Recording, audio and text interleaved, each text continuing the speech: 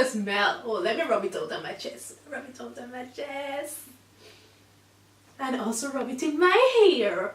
Huh? And I have a problem with that now? Huh?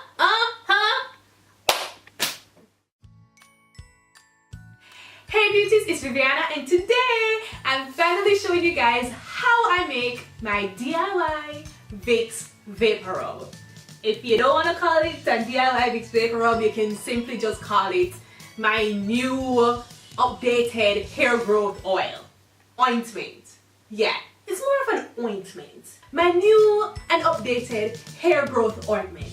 So if you haven't seen this trend, people have been using Vicks Vaporub on their scalp to accelerate hair growth. And whereas many people swear that it works, there are many people that swear that they will never put Vicks Vaporub on their scalp.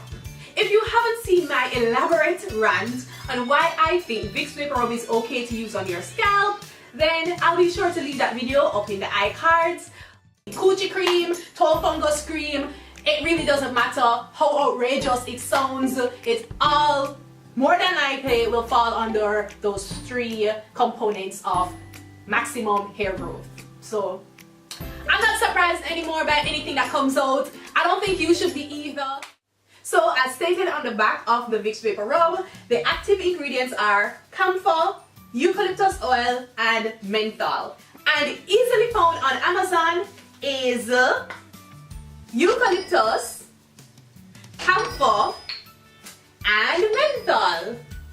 All three of these oils are considered essential oils, and that basically just means they're really concentrated and should not be used straight out of the bottle.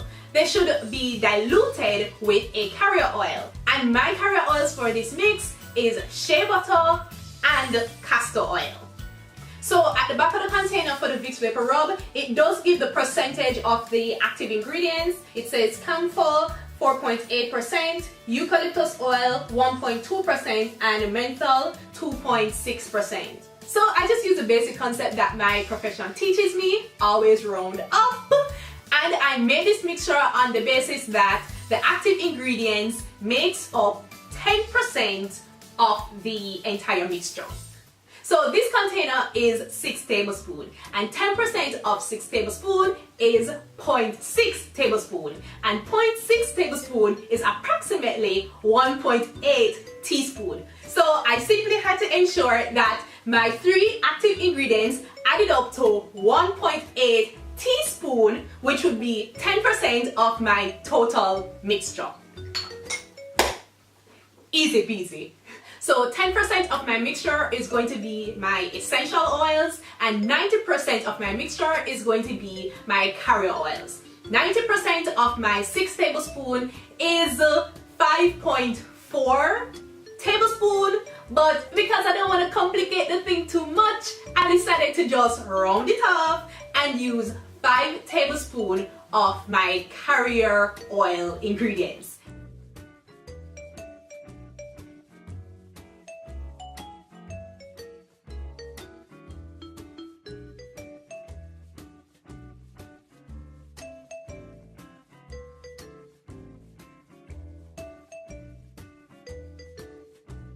So since I wanted my carrier oils to add up to 5 tablespoons, I decided to use 2 tablespoons shea butter and 3 tablespoons castor oil.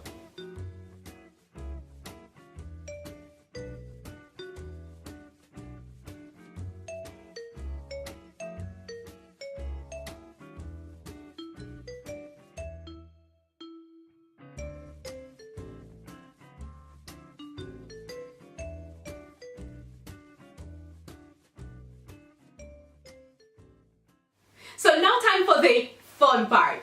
Even though I wanted to make my DIY mix comparable to the original Vicks Vaporub, looking at these ingredients, I didn't want the same ratio.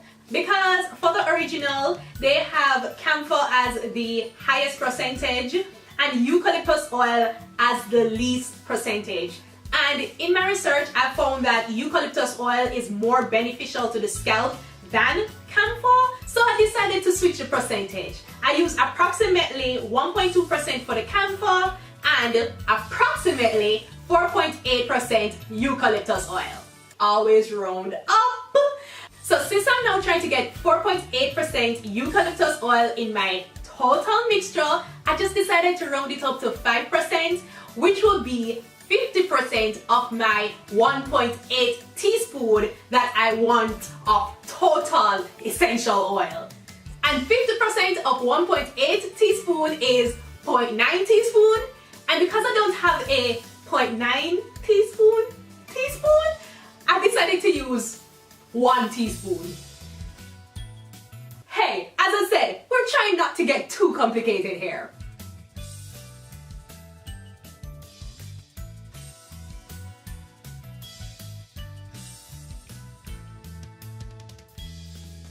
And next we have menthol. Menthol is a compound derived from peppermint, and the menthol I purchased from Amazon comes in a white crystal form. And in order to turn my crystals into a liquid, I just drop the container into some hot water. Not boiling hot water. Hot enough to see a little steam, but warm enough so you can still touch it.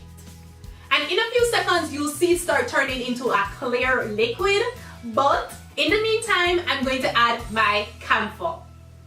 So as I said, I am swapping the percentage for my camphor and my eucalyptus oil. So I'm going to be using approximately 1.2% of my camphor instead of the 4.8% as the original has it. And I decided that 1.2% just sounded too small, so I decided to go up a notch and do 2%. 2% of my total mixture, which worked out to about 1/3 teaspoon. And I don't have a 1/3 teaspoon, so I decided to use a 1/4 teaspoon plus a 1/8 teaspoon.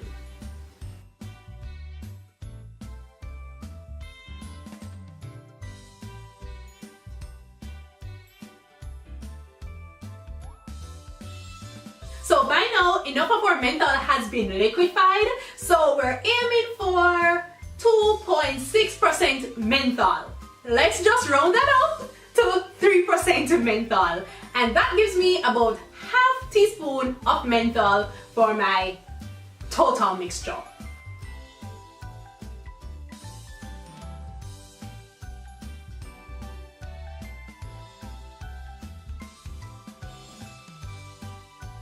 And that is it. We now have our comparable Vicks Vaporub for maximum hair growth. So if I'm supposed to make my own ingredients list for my DIY mix, it would look like this.